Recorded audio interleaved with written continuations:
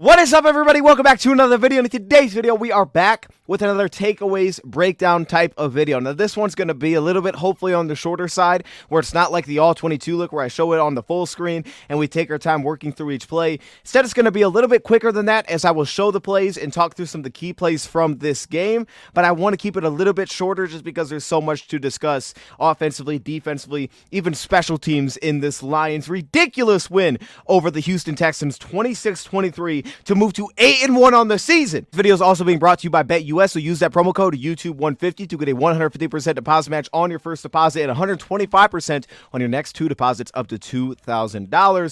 So with all that being said, let's get right into it. Houston is one of the best coached teams that I have seen in terms of preparation for a game. Our prediction was 21-14, so we were definitely a little bit off on this one. It was lower scoring. I did not see 5 interceptions happening. That threw me off a little bit as well. This was a game the Lions should have lost. Like absolutely, they should have lost this football game. 5 turnovers, regardless of how they happen, whose fault it is. You just lose that game. It's just not your day. You're probably going to lose that football game. Brad texted it to me. He texted it to me last night. Grit. That was the best explanation of what grit is to be down 23-7 at half, give up a touchdown right before half, which was absolutely deflating because it wasn't like we were playing poor defense in the first half. We were playing good defense. We just kept setting them up really well, and they had a couple of chunk plays, one on the defensive pass interference that set them up to go score. You give up a touchdown right before halftime, and then you have a chance to go put on points before half, and you end up having this big chunk, 15 yards to St. Brown. They go quarters, and then the very next play, you try to let's see if we can get a long field goal attempt, which now, based on how the game ended, Jake Bates probably would have been able to knock it through. Defense is ready for it. They drop everybody out underneath. Nobody's open. Goff has to ground it. And now we're going to halftime, and then he throws a pick actually going into half. So, again, context matters all interceptions. That's why, for me, going back to last year against Chicago, I wasn't overly worried. Man, he threw 3 picks. It's over. I wasn't concerned like that because there's context, right? If you're heaving the ball down the field and somebody takes it away, it is what it is. That happens. It's not that big of a deal for me. But it's the biggest thing is that the Lions found a way to win this football game, right? That was the biggest thing, regardless of how it looked. H-Man hit on it well yesterday, which was mental toughness. I don't think he said that exactly, but that's what kept popping in my head was we talk about these cornerbacks, and I've been hyping up the secondary and how well they've been playing and how unique this Lions defense is because of that. But mental toughness is a characteristic I always point out for the cornerback play. Well, how about as a team here? How about for Jared Goff, the mental toughness to just not really care? And he said it after the game. I thought I was seeing things well, and I get where he was coming from. There were some really nice reads I thought Jared Goff had, and really when inspecting and watching these plays individually, I actually thought he played pretty well in terms of where he was trying to get with the football. It just so happens that Houston did a lot of good things. Houston is a very sound coach team. They did a lot of things that I think were expected defensively, but they also really did well against our run game. And it took the Lions a few key plays to make that kind of come to life a little bit. They made our tight ends and our offensive linemen work. Their linebackers were aggressive. The backside DNs were all over the place. Danielle Hunter had a fantastic game. Jalen Petrie was a man on a mission in this one. So there was a lot of challenges they presented us with, which is why it's even more impressive that they just found a way to win this thing somehow, some way, because they probably should not have won this football game. But again, it was necessary because the Vikings found a way to beat Mac Jones, I guess. The interception on the tip pass from Jalen Petrie, but the play before that is what stuck out to me. It was the offensive flag, moved us back 5 yards. It would have been, honestly, a 3rd and 6, which is interesting because Houston decided to accept the penalty instead of playing 3rd and 6, which I think potentially could play into how important they knew that it was for us to be in 3rd and long, and maybe some of the lack of trust in us and our ability to actually go forward at that point or run the football. Their trust in our ability to stop our run, which they did pretty well. But 3rd and long was like a must avoid. We talked about that in the preview just because, well, a lot of it, Dan Skipper starting at left tackle, that's a concern. But just because of how this defense plays, they're pretty strong in the back end. They're healthy in the back end. They came with Aziz, who changed their defense a lot. Ward was in the game, so they looked really good in the back end. And they chose to accept this penalty, but the penalty happens because the edge rusher gets upfield. Goff gets the ball out just a little bit late on the screen, which really wouldn't have went for anything regardless, right? Petrie was in a good spot. He was taking away the screen, but it was the fact that you lost 5 yards to get backed up. Now you try to go underneath on the second 11, ball gets picked off, and they're taking it the other way, and they set up to go score points, and they end up getting a touchdown on their first possession. They scored 23 in the first half, but it wasn't like they played a very good first half. And if you just look at what Houston did statistically, they didn't really do anything offensively. They had absolutely no run game. Mixon was 25 carries for 46 yards, which was incredible. Honestly, one of their best runs, this 8 yards was his longest run. One of their best runs was a run play where the Lions didn't get their defensive end on the play quick enough, James Houston, so they ended up picking up 4 yards, and it felt like one of the biggest chunks for Houston all day. They basically had zero run game to speak of. The Lions personnel-wise defensively, they didn't always match personnel. They were playing a lot base defensively, 3 linebackers, 4 defensive linemen. They were playing a lot of base defensive alignments in this game, playing with the heavier personnel with a focus on we have to stop the run. I think we saw that in this game. But even this first drive where they set up a great field position to go score a touchdown, and they do, it wasn't like it was a great job. It was really like one bad play that, again, CJ Stroud, if you watch the preview video, what did we say? What makes CJ Stroud dangerous? It's broken plays. He creates a broken play, they pick up a 3rd and 16, and they go score a touchdown because of that. But the setup to get to that spot was pretty good. One guy, Ali McNeil, who, since he's gotten paid, we've now said multiple times, like, hey, he has to show up. We don't have Hutchinson. We need someone that can get pressure. Ali McNeil, man, we need you in this one. And this was one of these games where Shaq Mason hasn't been great this season. I thought Ali McNeil dominated that matchup. They moved Juice Scruggs to left guard in this game. So they had a little bit of kind of makeshift offensive line, and I thought Ali McNeil was very impactful in this game. I don't know if that he was as impactful as last week, but he was pretty impactful, especially as a run defender for a lot of this game. We had a lot of guys that were really showing up and stopping the run. There's a reason the numbers are like they are, because it wasn't a one-player effort. It wasn't like one guy on the interior dominated. It was cornerbacks involved. It was, schematically speaking, our linebackers playing fast. Having our defensive ends back. Oh my goodness, did we miss that? Oh my goodness, did we miss having our defensive ends back in the game after last week against Green Bay, where some of their biggest runs were simply because of what we had at defensive end or what we didn't have in that game. So you start off with a run stop from Malik McNeil on one of their kind of split outside zone looks. They pick up 2 yards. Couple of things stand out. First off, Malik McNeil is that 3-tech on the backside. His ability to kind of stop the momentum is incredible. I love watching Malik McNeil. But then also Levi, a defensive end, especially when they got to like these goal line situations where you're playing a little bit more like, okay, we got to stop the run here. And especially knowing Houston, because they lean on that so heavily.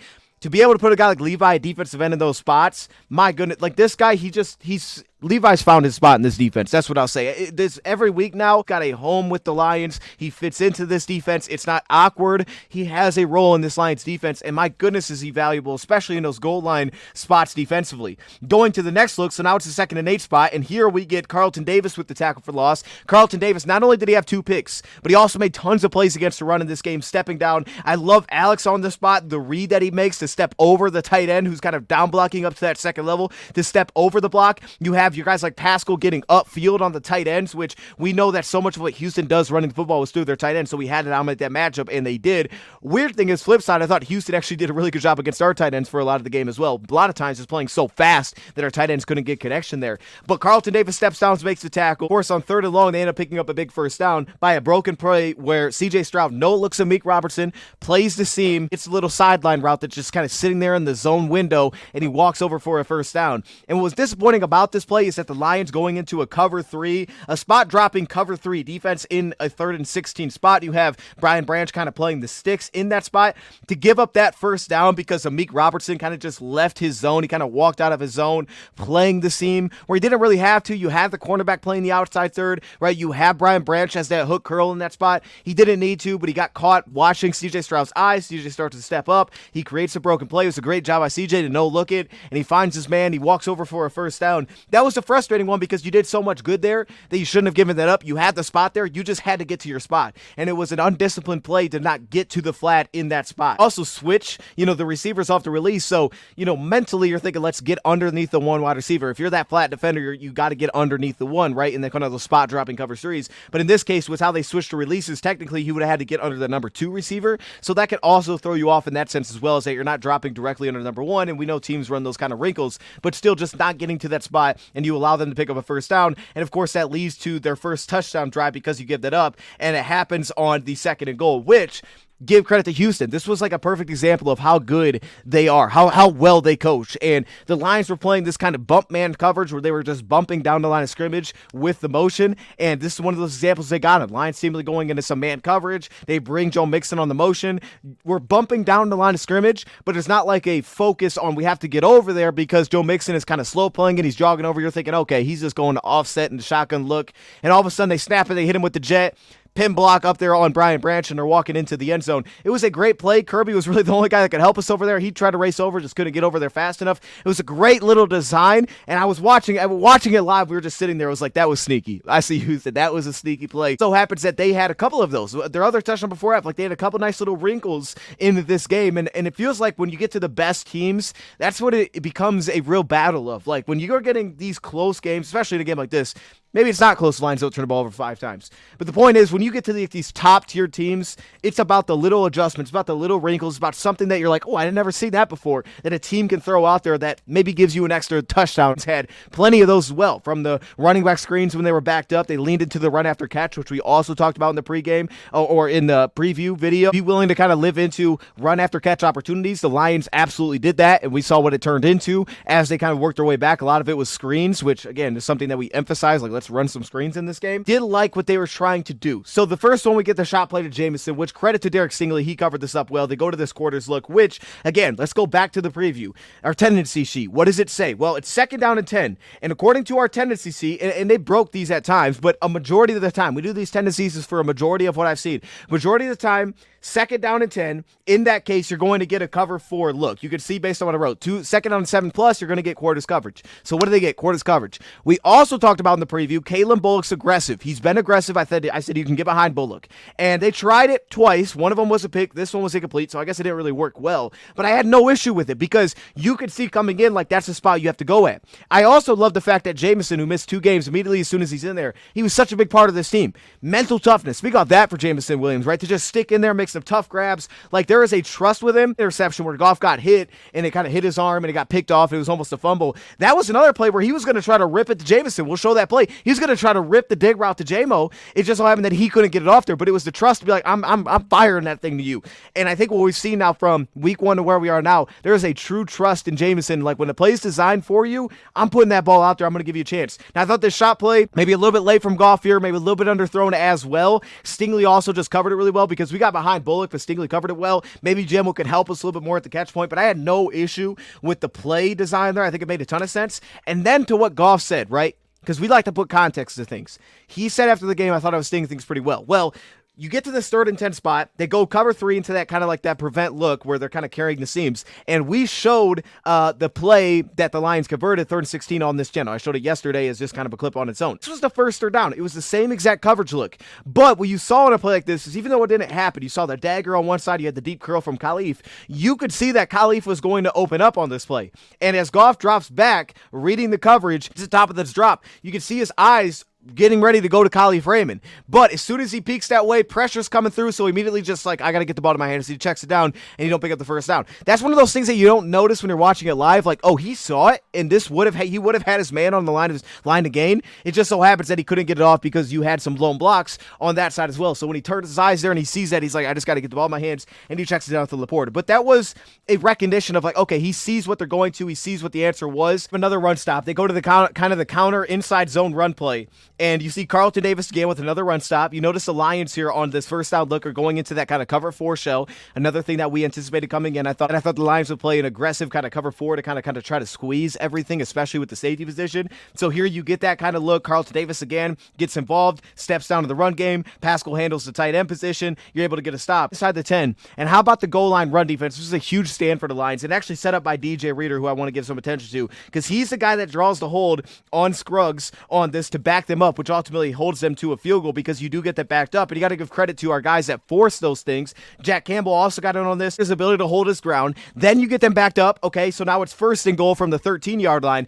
And how about Brian Branch? And I don't even think this was a design blitz. It could have been, but I don't think it was when watching this back. I said this to Rad. We were texting last night. I said this to Rad. I was like, man, honestly, Brian Branch looks like a legitimate Hall of Fame player. And I don't know. Okay, I don't know like all the safeties that are in the Hall of Fame or that kind of thing. But I'll tell you what, every week you can make the case he's the best player on the field for the Lions. This dude is one of the best players in football. Straight up. Like there aren't guys that can do what he can do. You put him over receiver, he a lot of times looks like our best man coverage piece that we have on the entire defense. He's that good. He has ridiculous ball skills. He is one of the best run defenders on this team, regardless of where he's at on the field. He's one of the smartest players, and he's only in year 2. Brian Branch looks like a darn Hall of Famer. And just little things like this. It's not always perfect, but my goodness, is most of the time incredible, and he does all the little things for your team. But to see a play, and it gets to the point where it's kind of numb. It almost feels like St. Brown offensively, like when he makes some great grabs, like, okay, that's St. That's what it feels like with Branch at a time. It's kind of numb when he just like breaks up a pass. Like, all right, that's what Branch does. But it's like, bro, these are incredible plays. At any other corner, we'd be like, yo, you remember when he had that one pass breakup? Branch just does these things routinely. But this was one of those run stops that stood out to me. I don't even think he was blitzing on this play. And they go to this like outside zone play towards the weak side. They end up picking up 2 yards. But watch Brian Branch on the backside kind of slip the tight end, right? He goes into the same gap that Josh Paschal is in here. He slips the tight end and makes the tackle. Him making that decision to slip the tight end off the backside allowed him to get upfield, but then he had to also finish the play, and he did. He jumped the same gap as Josh Paschal, so he took a little bit of a risk. Then we go to 3rd and goal, and these are where the wrinkles start to come and play. Lions red zone defense is so good. They were 2 of 4. Houston was in this game, and the Lions did a lot of quarters coverage in this spot. And this first one, man, dropping 8 into coverage. You get the sack on this play. I had James Houston getting a sack. He did beat Tunsil on another time where he didn't actually get the sack, but that was even cleaner. This one was just because the quarterback took off. But regardless, he got a sack. I just wish I could have put a power bet on that because I would have. Arnold in this spot definitely stood out to me here. This was really good coverage, kind of funneling back everything inside. Also would see, Carlton Davis, the recovery that he also has. They love to run these long-winded, these corner routes when they get into the kind of these red zone situations where it's just tough to cover it. And both corners handling business in a spot like this. The Lions end up getting the sack. James Houston ends up getting us off the field. C.J. Stroud's most dangerous when the play becomes broken and he extends it. He's so good in those spots. So Lions clearly, their mindset was we have to collapse the pocket. Like we have to get it from the defensive end position. We have to get it from there and push him back almost upfield. And I thought the Lions clearly did that with just sometimes how they rushed the quarterback and how they would rush the pocket. And in this case, you put a Lee McNeil at the end, you drop 8 back into coverage. Also, I think on a play like this, as good as Terrion was, it's also part of the reason why he was beat a little bit later on the next touchdown. Similar coverage look. Now, he didn't get the same safety help. It's kind of like, hey, you get this, you're attacking the pylon. Terrion's now thought to protect that. And then they come back and he doesn't run that, but he shows it, but he breaks it back inside. Terrion's a little bit off on the play and they end up scoring the touchdown. So again, it's just a good job by the offense, kind of comboing things together, showing you one thing and then coming back and like, okay, now you saw this, let's go to this. This first play is an incomplete pass, which was a weird one because, again, first down, what do we expect from Houston? They go a lot more single high, so they go cover 3 as expected. And you could see that on this play, you get the linebacker to carry up vertically, and you could see where Goff wants to go, and it should be there, but the linebacker's kind of in a way, so he doesn't throw it, then doesn't throw the check down. But I love the fact that he just threw it away, and it's like, don't force it somewhere, and that was fine. He had multiple of those. It always keeps us alive, and there was one time where a throwaway basically led to a touchdown drive because he didn't just try to force it somewhere. In this case, I just love Dan Skipper. Like, this dude chasing down the play. Skipper didn't have a great game. Definitely didn't have a great game. He was serviceable, but he didn't have a great game. That being said, though, we know the limitations. I just love the way this guy plays. The dude is hilarious to watch. Like, after the play, he put his hand, I didn't do nothing, man.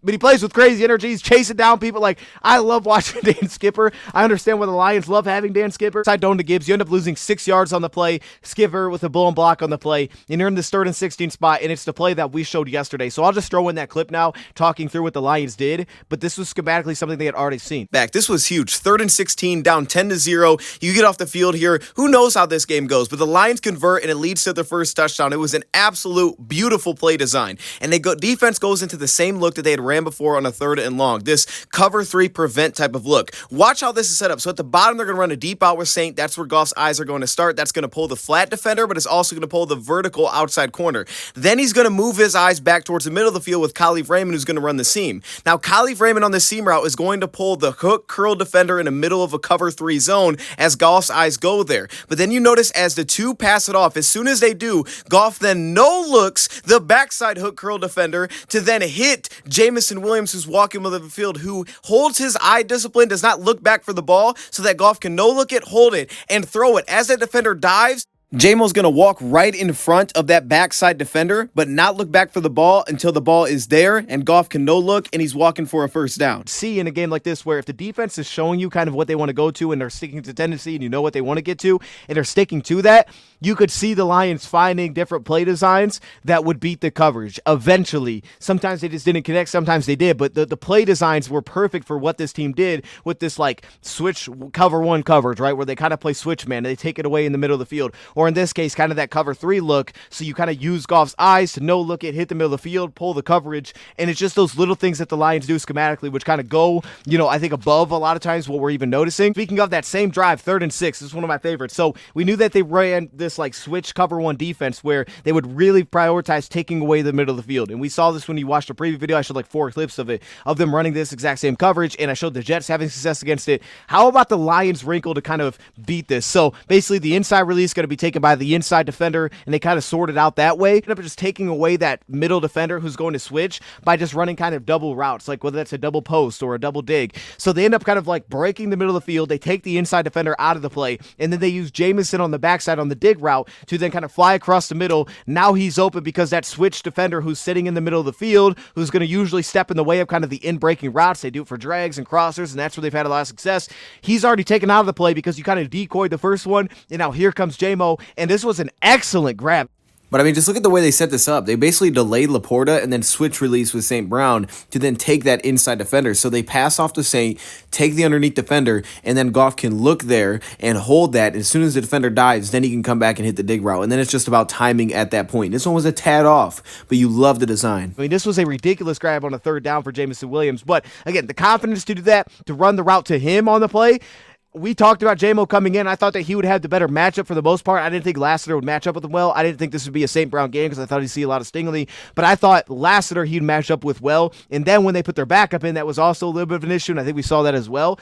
But that being said, it's just the play design for what Houston does defensively was absolutely on point. Here we're going to show a 6-yard run, but I think it's, again, just some limitations like you notice on the backside here. Dan Skipper on this zone run, on this weak side zone run that picks up 6 yards, his inability to kind of reach the block, and that ultimately ends up making the stop, so it limits it to a 6-yard run. Really go score a touchdown. They end up using the play action to roll out. They hit Laporta on the touchdown. Let's flip it back to defense because, again, defensively we were great. We were great, and we've been really giving a lot of praise to the defense over the last few weeks. I think not having Nico was massive because they didn't have that piece. Like, they really try to get to, okay, let's go to Joe Mixon at times, but mainly the tight end position, Cade Stover, Dalton Schultz, and they found some answers there. They used Tank Dell early where they got the switch on Amik Robertson. They found a few answers occasionally, but without Nico, they couldn't find a consistent beater. They couldn't find a consistent answer. And again, that shows the Lions' ability across the board. Try to go to a reverse. And how about the Lions trusting the youth of this team? Like, again, Za'Darius didn't play again in this game, so we're still without Hutch for 4 straight games. We won every game without Hutchinson.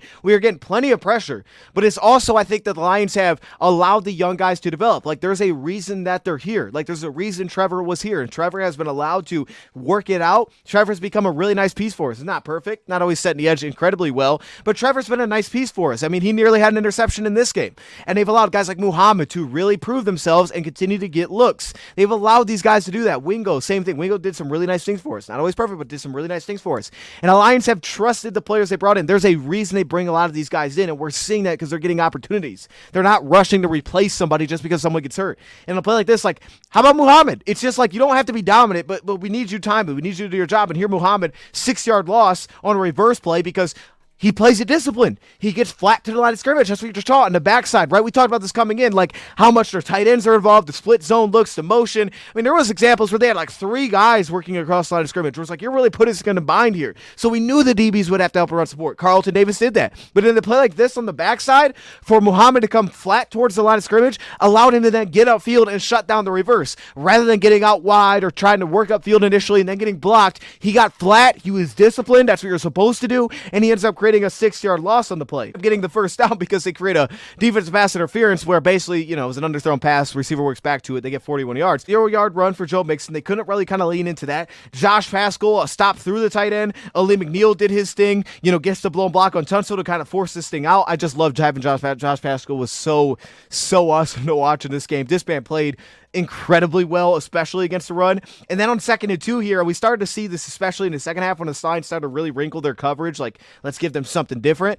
But we also saw the Lions kind of hide things defensively, especially in a play like this, where they go to this Tampa 2 inverted look, but they change the picture as the play action is happening. So it's a different look than what CJ Stroud is expecting when he's going into this play action. He's going into the run fake. Now when he hits that back foot, he gets out of the run fake. It's a Tampa 2 look. He doesn't have anywhere to go with the football. They don't have an answer for the play, and he ends up just having to throw the ball away. Also, you get a little bit of pressure from Ali McNeil, which has kind of just become a thing. And then on 3rd down, like, we don't even trust to pass it. We're just going to run the ball, and they lose 3 yards again because Ali McNeil shuts it down. So Ali McNeil's awesome. You know, just Olympic Dale, I'm glad we signed you, man. I'm happy that it happened. Here's where the interception happens, and it's unfortunate. We had a first down. This one where Goff gets kind of hit as he's trying to throw it. In hindsight, don't throw the football, just take the sack. I mean, look, he tried to step up on the play.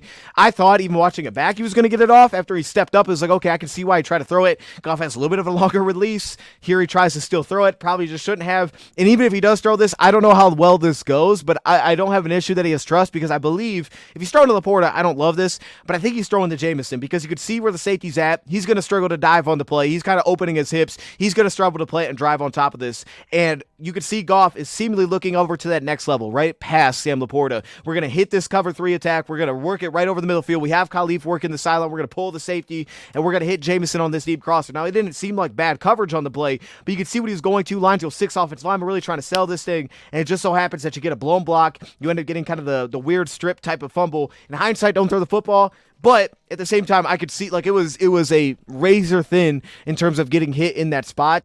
And I think, unfortunately, what's interesting about both of these, both 7-step drops, you're going to notice both times Penei Sewell gets beat at right tackle, both times jump setting. But on this play, it feels like the process is just shortened for Goff, right? You get top of the drop, then the gather, then he's going to step into his shot play. So I think it's a little bit better on time here. He just doesn't get the full follow through because the pressure's on that right shoulder, so he can't get the full follow through. And Goff doesn't have the biggest arm in general, just to get a little bit more on it that it would need for that to happen. Versus a play like this, where on time, on schedule, this is probably going to Khalif Raymond, right? 7-step drop, gather on the play, step into the shot. But that being said, because the play gets expanded because of the pressure, and again, Penei Sewell gets beat at right tackle here, he kind of gets forced to go to Jameson Williams. However, it would have worked because of how the free safety is playing. When the free safety opens his shoulders to Jameson, where Goff's eyes go first, that sets the shot to Khalif, because he's going to struggle to flip back around and find Khalif over top. But with the pressure and the extra gather and step up in the pocket, now he has to hit Jameson over the middle of the field, which probably would have worked. He just couldn't get it off, and probably just doing a little bit too much, but I don't hate it. That he's willing to let it throw, and he's not afraid to let that thing rip. He was going to try to let it go. I think he was trying to fire it to JMO. I love that. I think that's going to bode well long term. But in this case, hindsight, yeah, just take the sack. We don't need to turn the ball over there, because again, like just based on how this game was going, our defense playing so well, like let's not turn the ball over, and we do. Spreading us out wide. The Lions were going into a lot of these shell looks in this spot. Here they go into Tampa 2, and they end up kind of just like getting a one-on-one with Trevor Nowatzki on Joe Mixon. I thought Mixon would be a huge part of the pass game. He has been so far this season. It's made them very dangerous. Not only how good the tight ends have been there, but also the running back position. They get Mixon one-on-one with Trevor Nowatzki in the slot.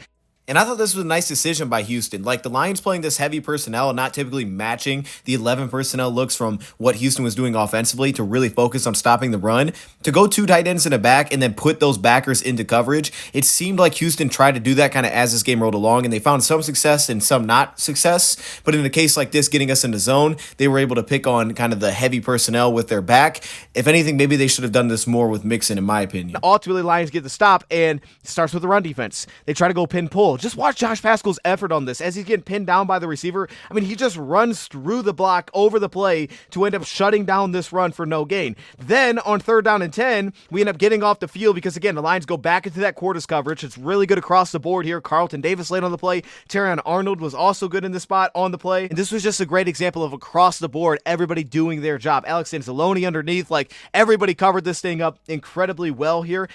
Now, in these 2x2 looks, couple things to point out. Number one, versus cover 4 defense, they were kind of running just like these doubled routes, these mirrored routes. So you get like the double post or the double dig and things like that. And again, the safeties were thrown into the action and they covered well one-on-one, and they were just negating Stroud from wanting to make that kind of throw into a tight window. But I'll also give a point out here to Levi, because look at Levi get pressure. He has completely embraced the power rusher aspect of his game, the arm over moves and just showing that core strength that he has. But then also just the agility to step through the gap here and create pressure. Like, Levi has a unique skill set, and I think he's really finding a way to lean into that this year. And the Lions were running a lot of times kind of just the same coverage every time they were in the spot. They were just executing it well. And I think that's a really cool wrinkle, because we talk about how much versatility, and it's like, oh, you don't know who's blitzing and all this craziness. But then there's also the aspect of they can simplify it and kind of run the same coverage, cover 4, cover 4, cover 4. And it's just they're executing it so soundly that it's still hard. You know we're going into, but it's still hard to find an actual window to throw the football. And I think that this was a good example of everybody across the board just doing their job. The Lions end up getting a stop because of that great coverage across the board in that spot. And it's just, I love Carlton's control at the top of the route, man. That dude is tough, man. Carlton Davis is tough. We get this 3rd and 8, and we end up not picking up on this 3rd and 8. And what stood out about this play was, again, the design. So we showed that switch cover 1, kind of coverage that they go to. And I think that I see the idea on paper here. With them not bringing an extra rusher, they're going to have a free defender. So St. Brown immediately takes the inside release, and his cornerback drops out kind of in that zone coverage assignment. And then you can see right behind that, they're going to have Jamison running this slant route that Goff can hit at the top of his 3-step drop and just let that rip as they can pull that defensive back, hopefully inside with St. Brown and Goff's eyes starting there as technically the first read. Then underneath, they have kind of the mesh concept with Jahmyr Gibbs, which is where the timing comes into play, which is why I believe Goff comes back to St. Brown, because once he knows that defender is the free defender, it makes no sense kind of in theory to throw it to then Jahmyr Gibbs underneath, because he's going to have a free defender and his guy covering him. So he comes back to St. Brown through the mesh concept. The ball just doesn't come out right. I don't know if it slipped or if he got hit or if he just thrown it. I don't know what that was necessarily and how the ball came out, but you see the window's kind of taken away. The defender doesn't step that far inside and leave much of a window for him to hit Jamison. So even in terms of timing, especially with some of these route breaks and some of these speed routes, it feels like at times it just needs a little bit more polish to it. I don't hate the idea and theory here of what they were trying to do necessarily, but I also wonder, like, if Jahmyr Gibbs would have got out faster, maybe he could have then taken the attention of that free defender and potentially opened up a second window. Side of the ball. And I always love these little wrinkles, like with the interception we had against Green Bay, where Alex shows that he's going to blitz, and then he drops out on the play, and you end up having, kind of Jack Campbell drop out, and the left guard stops paying attention, so he steps over to the left tackle to help. Then Alex comes late on the play, he gets pressure, you throw the pick. I want to play like this, where Jack Campbell shows that he's going to rush on the play to draw the attention of the defensive line. Jack Campbell shows on the play, kind of taps the right guard on the play, and because of that, the attention then shifts to Jack Campbell. They're overloaded. Now they let Pat O'Connor go, and Pat O'Connor's got a free rush of the quarterback. This is nearly where you had the interception for Trevor, but just little things like that. And actually, Jack did that a couple of times in this game, where he would really show and kind of bluff blitz, tap the O-lineman, take the attention to try to open up another rush on the play, but still be able to drop back into coverage. So just another little wrinkle that we're seeing from the linebacker position, just like last week, where it's actually really helping us create pressure in a way where, yeah, you're blitzing, but you're creating pressure by getting a free rusher, just by giving them the sense of kind of a simulated overload on the play. And it turns out that it's not. He's actually still going to drop back, actually getting the sack, so it wouldn't have been an interception. He ended up getting the sack. I forgot about that. But they end up getting off the field. Got to see how fast their linebackers were actually playing. The line's going to the counter pull look. You get the blown block by Skipper here. Laporte is unable to get up and hit the linebacker on this play. And you got Aziz filling, only pick up 1 yard. These guys were playing super fast. And I thought, and when the Lions really scored, they were able to kind of slow down the second level. And I thought after the Lions scored with the screens and kind of the zone fake, the throwback screen to St. Brown to walk into the end zone, once they pulled that off, I thought the second level in terms of how much they were actually flying around in this game from Houston started to kind of dial back a little bit, tact through what they were doing. It was like, okay, you want to be this aggressive, we got to find a way to kind of counter that, and they started to find a way to counter it with the screens, and because of that, the Lions were then able to kind of pull back and kind of just slow down, I thought, that second level, and just find a little bit more consistency of success in terms of just running the football. This drive ends up stalling out, which really stunk because it was, again, another 3rd and long. We get this run stop. We're just not able to kind of live into that world, which I thought we would be able to, and I think I could see Lions coming in thought they would too, and they just weren't able to. So you get a 3rd and long. You would have had Laporte open, but it just so happens, and you would have had it, like Goff trying to, he just didn't have time. It just simply did not time. They created pressure through their cover 1 blitz on the play. We end up getting a blown block by Graham Glasgow on the interior. I did like, though, how on top of that, we also did see J-Mo ran a really nice comeback route, which, again, just something to keep an eye on because that has been a disaster of a route for him in the past. He ran it really well at the bottom of the screen there, created separation where you could see that on film and be like, okay, we're expanding the route tree a little bit. Give the touchdown on, again, a 3rd down and 10. And you were sitting on cover four. You were not wrinkling anything, but based on that, Houston found a wrinkle out of it to attack us. And to me, there's a couple of things at play here, but one of the biggest things where they were able to kind of change our coverage look defensively. Number one, they went to a 3-by-1 look, and typically teams that are playing quarters coverage, they'll go to a covered 6 look when they get a 3-by-1 just like this. So with Tank Dell out wide, on his single side, the Lions bracket that in with the cover 2 side. Then on the backside, they're playing that quarters look. But what that does is it takes away the backside Kirby Joseph vision to step down and help and give support. So when they tie that along with also delaying the route that Terrion has to cover, and they immediately take Branch out of the play, which you'll see with the seam route, that makes it one-on-one with Terrion without inside help like he had been getting based on this 3-by-1 set that they came out in offensively. So they kind of shifted our coverage because the Lions were typically trying to bracket everything in, squeeze it from the outside in, cover 4, even in cover 6, we're squeezing it outside in. But the problem with that is they lost their inside support. Coverage shifted. They end up getting Tank Dell on the 3x1 on the single side, so Kirby ends up helping there with Carlton Davis, almost more of like a cover 6 look. And because of that, unfortunately, we didn't get that middle field help with Kirby Joseph, so now Brian Branch on the play ends up getting pulled a little bit in towards the middle of the field. But the way that they end up pulling that off is because they delay the route that Terrion has to deal with. So now he's seeing these corner routes. He ends up kind of getting the tell of that, and he's like, okay, I got to be aware for that. But then he ends up getting up the inside without Brian Branch's help. He's just a little bit late because they end up delaying his route. They kind of round out what Terrion Arnold is responsible for. They kind of round his route, and they end up taking up Brian Branch's attention through the middle of the field early on the play. Kirby's not in a position to step down and help, so now Brian Branch is late to get back over help towards the inside, which they had previously in these coverage looks, and they end up kind of just dialing it in and ripping it in there, and they end up picking up the touchdown. Also, the Lions get a little bit of late pressure from Pascal, but just not soon enough. So again, nice little wrinkle by what they did defensively. It was a good job by Houston, and they end up picking up the touchdown. We've had a few things that we've seen this year of just slight little breakdowns between Terrion Arnold and teammates. We'll show one where it's not horrible, and I do like that Terrion is a consistent communicator, but sometimes it's not always, that message isn't always getting relayed perfectly, and I think you're seeing like the youth of Terrion. You're seeing the youth sometimes at Terrion of just like, hey, what am I seeing? Saw the same thing back in college with Terrion. There was plays where, in coverage where he would kind of pass somebody off to nobody. He would communicate it, but there was no one actually there.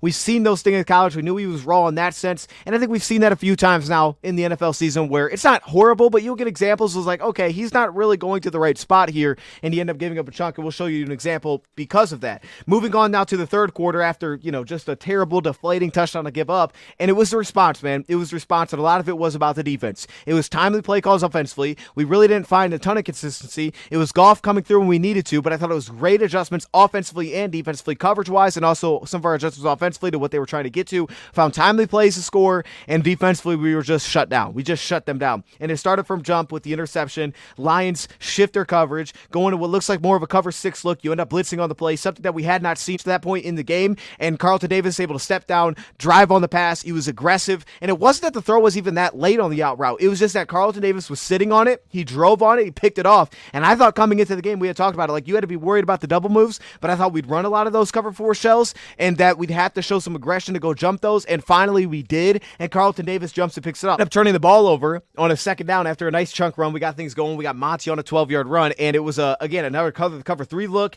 We had the single side. It was 1-on-1 with Laporta, and Goff goes that way, but is kind of held up as Laporta gets knocked off his route a little bit early, and Goff still rips it on the play. The timing was just off here. Goff probably should not have thrown it, but again, feeling the pressure, he let it go. He trusted the 1-on-1. It's just like the route got knocked off of timing, and it was not there, and Goff still threw it regardless. And at that point, like when he's coming out of the break, the cornerback is in a better spot than Laporta. It's kind of a step ahead of where it should be based on how the time he got thrown off in the play, and they ended up picking up an interception here. Again, I don't hate it. It's a 1-on-1. I love that usually with Laporta to just throw the pass. It just so happened that he got knocked off his route a little bit. The cornerback played it well. He was sitting on top of it, and Goff trusted him to go win, and in that case, we just did not go win, at least on time, and you end up throwing an interception. A touchdown out of a big play from Sam Laporta, which was a great setup. Again, it was great job realizing the tendency. Like, so they go into cover 3. It's a 2nd down and 6. Again, going back to our tendency notes coming into the game, what do we know about a 2nd and 6? 2nd and short, they play cover 3. Now, you're asking, is this 2nd and short? Well, we qualify 2nd and short based on our notes by anything that was 2nd and 7 or less. And here was the 2nd and 6. Now, this didn't mean they did this every time, but a majority of the time, you had to bank on the tendency. The Lions get the right play call for a cover 3 look. They pull the outside corners. They get a 1-on-1 with the single high safety, and you get the corner post route, the corner post to Sam Laporta. It opens up. You have Brock Wright leading the way, and you pick up the huge chunk to walk into the end zone. Again, that is looking at what they do tendency-wise by down and distance, having the beater for that coverage, and finally getting back to Sam Laporta being able to cook a safety 1-on-1. And we have seen that many times as Lions fans to this point. Dave Montgomery, where they run kind of the heavy duo inside, they punch it in, and then on the 2-point conversion, we don't punch it in on the inside run because the defensive back kind of cuts him from underneath. And I would like to see Montgomery just make that play. Like, hey, you're 1-on-1 the DB. I understand he's playing well, but I want to see you make that play, and I want to see you go get that 2, and he just doesn't. 1st and 10 here, we get an outside zone run that goes for 1 yard, and just look at what the Lions do. Reader forces the cutback. Pascal gets the stop. Aleem McNeil is able to play over his gap. We saw it from Levi and Aleem. The ability to play over gaps in this game against the run was outstanding. And then ultimately you get the interception on, again, a play with Terran Arnold involved, and the communication's not there necessarily. And I see this play and I say, hey, when we would do cover 3 from the safety position, we wouldn't want you driving on that over route, right? If you see that as a cover 3, as that free safety, you're not allowed to drive on that over route. You have to be deeper than the deepest. You can't basically get flooded on a play like this where they run the over and then the corner route. You can't get flooded as a safety. You have to be the guy that stays over top. Now, you would be probably a little bit out leveraged, but based on how Kirby dove on it, he wouldn't have been on the play. You'd have been in the spot to take this away. That being said, though, based on how the Lions do things with their aggressive nature from the safety, it seems like the Lions were fine with Kirby diving on this over route. The communication was there between Carlton and Kirby. Carlton drops out, and shout out to Carlton for continuing to work, because as the backside cover 3 player, you have to continue to help us. He had no threat on his side. He had to continue to work, and he did back into the play. But on a play like this, you can see that even though Terrion communicates with Kirby, we need someone to drop out to be that deep third. And in this case, it probably has to be Terrion based on how the Lions played. Not based on how we would play it, but based on how Terrion will play it, is you have to get out there as the deep third. And he doesn't. He stays underneath. He communicates with Kirby, but when Kirby's still there, somebody has to drop out and realize, like, okay, he's still here. Let me get out. And Kirby dives, he Terrion to see that and be like, let me get out here. He doesn't. You end up getting this corner route. It should have been a touchdown. For whatever reason, I still don't understand why CJ Stroud was pointing. Like, I guess maybe the anticipation was, the design was, we're going to hit this over route. But you're flooding the play. I don't know why he's even pointing. Like, it's open. Just throw the football. And he throws a little touch pass, but shout out to Carlton for sticking with it, sticking with the play as you're supposed to in this zone coverage and finding a way to work back into it. And again, people were questioning his ball skills, man. I had people tell me we sounded like, he can't really catch. He can't really catch. Well, Carlton said, I can catch, and I'm going to give you 2 things. Hashtag 2 picks in the chat. That's what we say. I don't know. I mean, look, unfortunately for the Lions offensively, they don't capitalize on this because of the interception to Jamison Williams. And to be honest with you, seeing that play, it looks like probably more of just a poorly thrown ball. Again, I don't hate the fact that they're going right back and let's try to get over top of Kalen Bullock. Now, Kalen Bullock ends up making us pay, and he ends up picking it off. I don't hate that. Jamison Williams doesn't get over top on the play on the double move. He ends up staying underneath of it because Kalen Bullock stays over top of the play. You have the outside route that's held down, the cover 4 look, so you get the out, and then you get the post corner on top of that. It just so happens that he doesn't win over top. So, maybe Jamison Williams is supposed to run this route at a different depth. Maybe he has to get on top and not pull this thing down flat. And I think that, for the most part, you get the pass protection that you need. Jared Goff tries to take the shot. I don't hate any of those things, but it does feel like the ball is probably not in the right place. And the only reason I would say that more so than anything, and I could be wrong, is just because of the timing of when he gets into kind of the post and then the corner route. The timing of the route syncs up with how Jared Goff hits the back of this drop and then lets this thing fly. It just may have been a bad location ball, and I think that's what that was. Again, I don't hate the fact that the Lions try to go back at it. When you watch, you're like, well, something's got to be different here. Yeah, Jamison either needs to get on top of this pass, or Jared Goff has to throw it back flat towards Jamison Williams, because it can't be both things. Jamison Williams can't, one, be underneath the safety on the play, and then also Jared Goff also throw the ball on top of where the safety would be on the play. I just think that it's probably a bad location type of pass based on how when that happened. So I think there was really like 2 interceptions where you're like, okay, I don't really love that location-wise. That being said, though, 3 of the other ones are kind of, put context to it. I'm not super worried about those 3, right? You have the tip pass interception at the beginning. You have the tip when he's dropping back to throw it, which I didn't have a huge issue with. So I have the Hail Mary interception. So 3 of the interceptions is what they are. And typically, I look at interceptions much more about the decision-making rather than maybe just the straight accuracy. And to be honest, I didn't really hate the decision-making on any of these throws. The Jamison one, unless the decision-making could have been like, hey, throw it a little bit more flat. And then also the decision-making to even try to throw it when he was getting hit and it got kind of tipped weird and picked off. Outside of that, I really didn't hate the decision-making. It's just, a couple little things here. Ball gets tipped, turns into a crazy interception. Maybe don't try to get the ball off on the other play. And then also the one to Sam Laporta where, again, I don't hate it. That's the one I want to rip that pass. We've seen picks like that before. We saw it to begin the season, I believe, where he ran the slant and it got picked. It's very similar. 3rd down and 1 play. It just so happens that, hey, Pat O'Connor's in the game. He gets moved off the spot. Wingo does his thing on the backside. Just get Pat O'Connor that's moved on kind of the double team. He gets pushed out of the play. But then Aleem McNeil draws the hold, and really Aleem McNeil kind of shut down this drive single-handedly because he draws the hold. Then he comes back and ends up getting the sack for the Lions, which single-handedly kind of just destroys this entire drive because it starts off with, okay, man, Wingo gave up the edge here.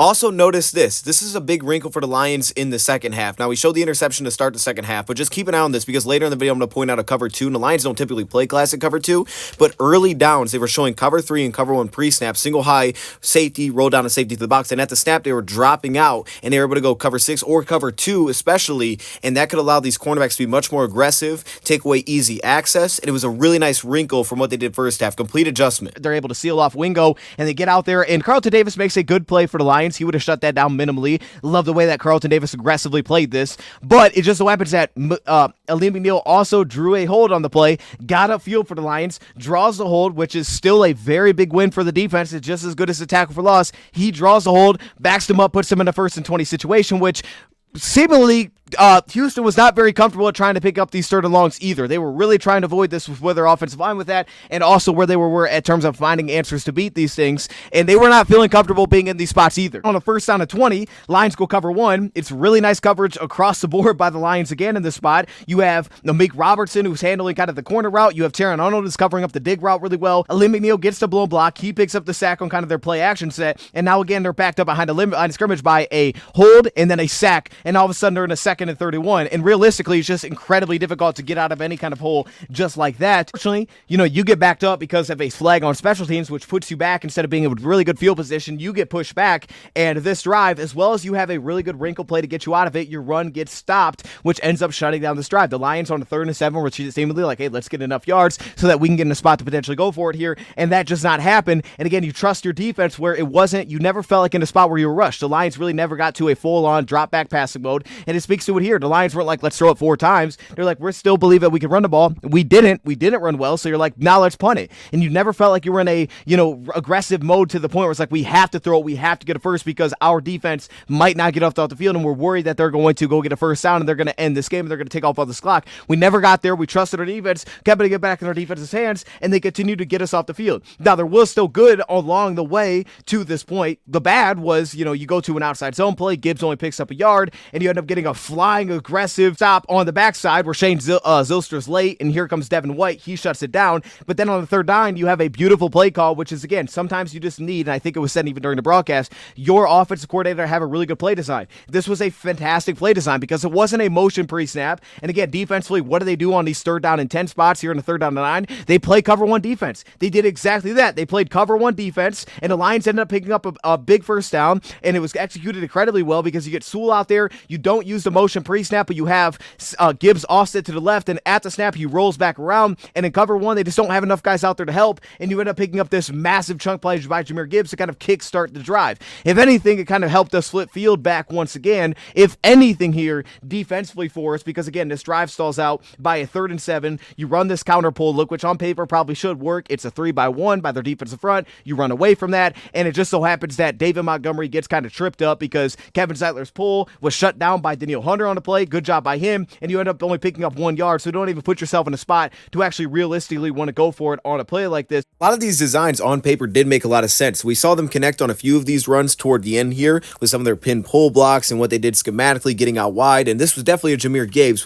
Gibbs game, so we were right on that. We hit the over in terms of our player prop bet, but you also notice when you watch this is like the little things, and credit to their players. I mean, they missed some tackles and it allowed us to create some, little run after contact opportunities, but they did a really nice job with spots that you would typically think you're outmatched, right? Edge defender on a receiver on a pin block here. Yeah, that doesn't work. So now Gibbs keeps getting spilled out wider and wider. So even though the blocks on paper are set up like, oh, this is going to pop, it doesn't because you get kind of ran over on this pin down block. But then also even on the interior, Graham Glasgow loses the block so quickly that Gibbs can't really press the line. So he's just forced to spill and spill and spill until he picks up nothing on this play.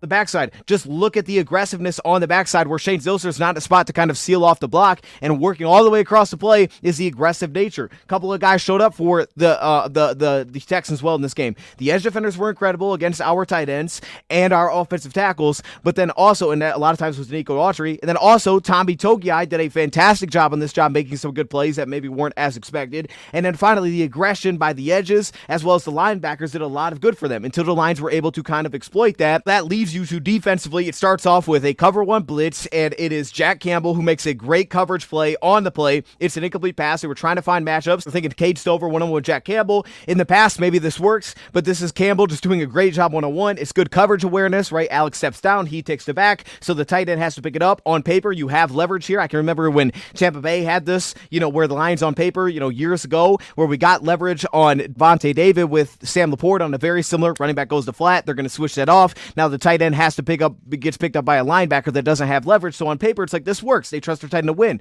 It just so happens now you got to flip the script where years ago, Sam Laporte was unable to create separation, and Levante David did a great job in coverage. But this time coming back around, it's kind of the flip. You get great coverage by Jack Campbell. You have the leverage on paper, and you have a tight end that you like in Cade Stover that should work, a young tight end, and it just does not happen because Jack Campbell does his job and forces an incomplete pass. So it felt like kind of a, years later, we're now flipping this back around. Now our linebacker goes out there and makes a play. And then on the 3rd and 9 spot, Lions go cover one blitz on the play. Brian Branch has an excellent pass breakup, which again has just become like a thing now. It's like Brian Branch is just like maybe our best coverage piece at any given moment on the field. Going back to that bump man coverage with the pre-snap motion, it's a great undercut route here by Brian Branch on the play. And then again, Houston gets a little bit of pressure on this play, and you get this undercut route. Offense is thrown right back on the field. So very least you set yourself up to get good field position, even though the run was kind of shut down. But you also put it back in your defensive hands and trusted them to go get you off the field. And what do they do immediately? Boom, 3 and out. Here's the ball. Offense, go do something with it. We got your back.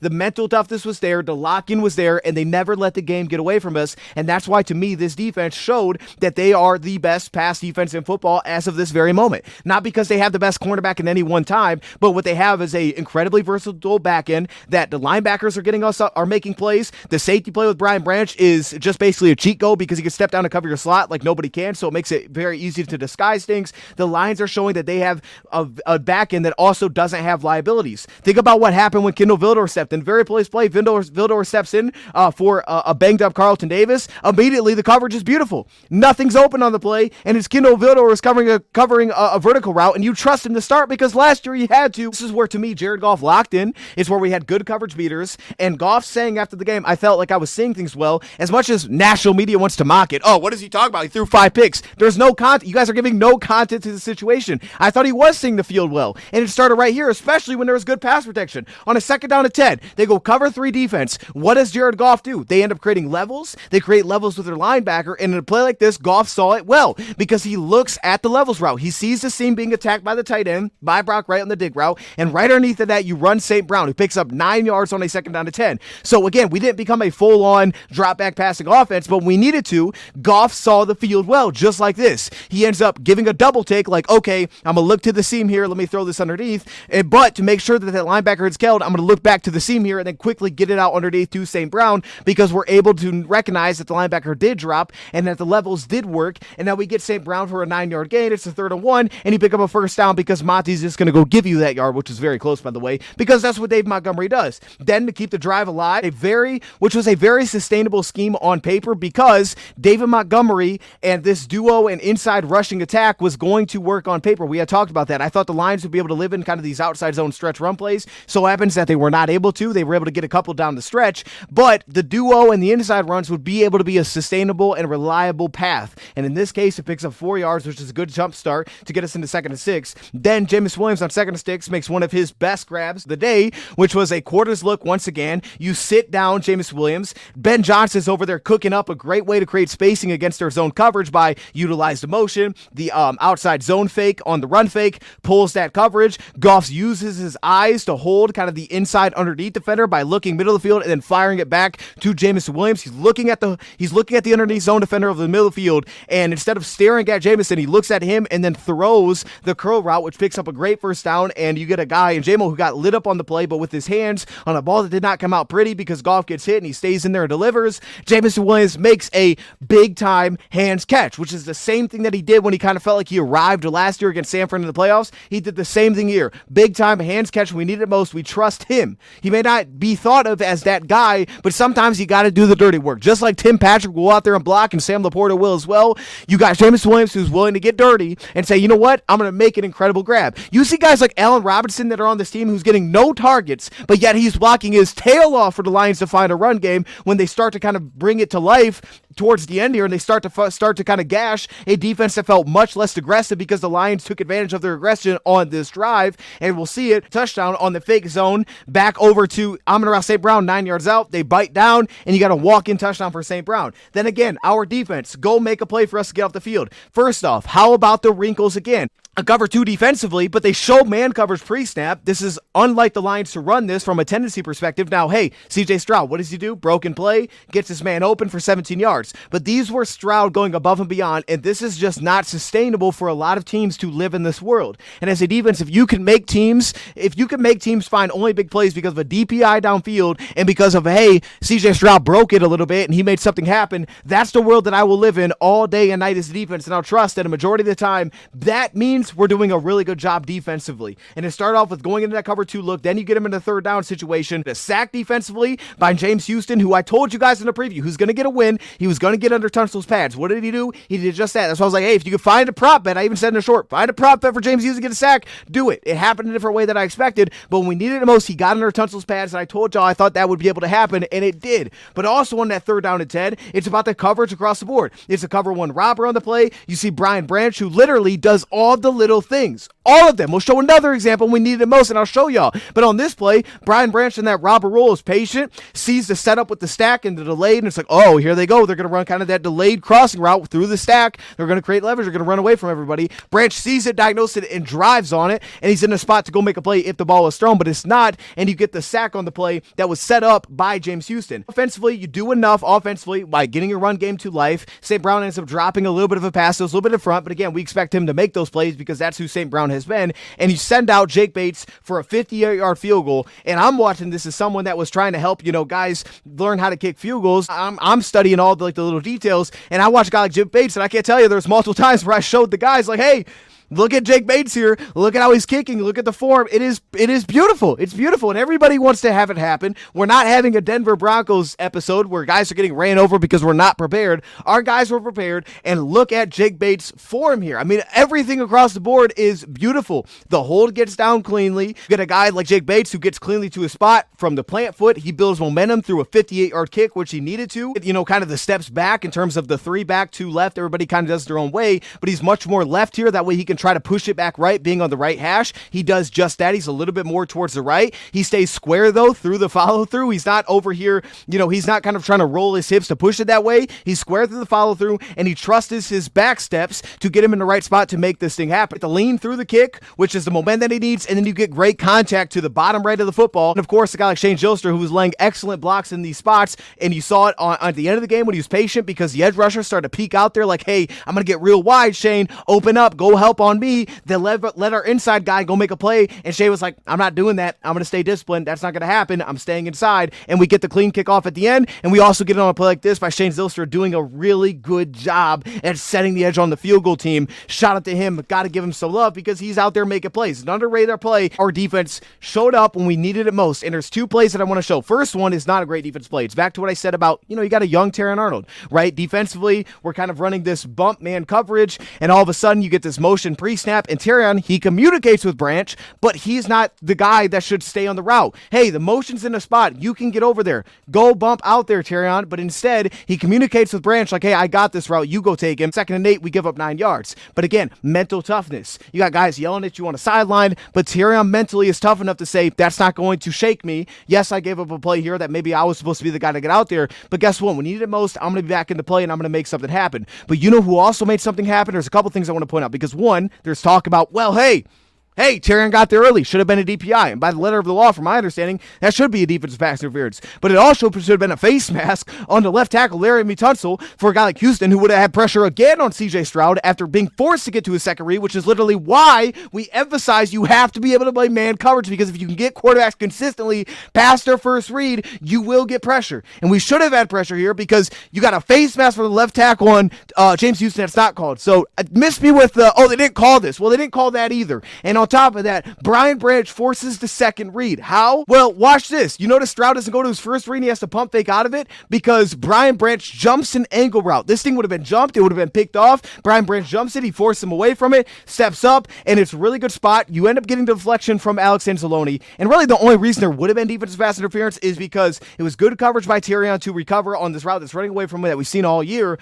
but also because a ball that's led in front of him where the receiver is stopping on the route, Terrion ends up running into him simply because the receiver just stopped his route as it was rolling through. And then finally, to wrap it all up, offense does their thing on 3rd down and 6. Again, talk about finding a way to take advantage of what the defense is in. Into zone coverage, they're trying to show man here, but again, let's go back to the tendencies. 3rd down and 6, that's 3rd and medium. What do we say on the tendency page? Hey, it's going to be cover 4 or cover 6. It's exactly what we got here. And on top of this, when the Lions go to this bunch, it's like, oh, this looks like man. We're expecting man, but it's not. And you could tell that it's not because a linebacker starts to drift over there and show you like, hey, he's going over there to help. There would be no other reason for the linebacker to step over there if this is man coverage. So Goff sees that. It's like, okay, let's go to this beater, and that's exactly what they do. We run the wheel route, we pull off the coverage, we get a one-on-one with St. Brown into a zone hole because of the wheel route, because you were carrying that, and we're going to have St. Brown 6 down, and that drop that he had earlier, this time, he doesn't. It's on the money, it's 1st down when you need it most, and St. Brown sets off a 50-plus yard field goal. I believe it was 51, 52 yards, maybe it was 51 yards. And it was almost like Dan Campbell saying, hey, this game has been ugly. It's been weird, but we have one kick to go end this. I'm not doing anything else. The play before the defense, for whatever reason, after we get this push late on the play, which should have gotten more yards, they blow the whistle incredibly early. And it's like, nope, you got 1 yard. Made no sense. And Dan Campbell's sitting there like, you know what? Let's just stop playing with these guys. Bates, you knocked it in for 58. I trust you. Just go end this. Stop playing. We're not going to risk a phantom holding call to try to go more yards or something goofy that could happen that we don't want to happen in the game that has been horribly wrong for us at 5 interceptions. We're not going to risk a fumbled snap. We're going to go out there and we're going to kick the field goal now. I'm going to run this clock down on 3rd down. All that clock off, go into Jake Bates, and that's what Jake Bates did, earning his money. What a win. What a game. A lot of things to like and a lot of things to clean up. But my goodness, I love where this team is going in a game that they should absolutely have lost. They did not. Let me know your thoughts in the comments below. I know this was long. Shout out to BetUS, YouTube 150. That is the promo code. Thank you, Pride, for watching, and I'm out.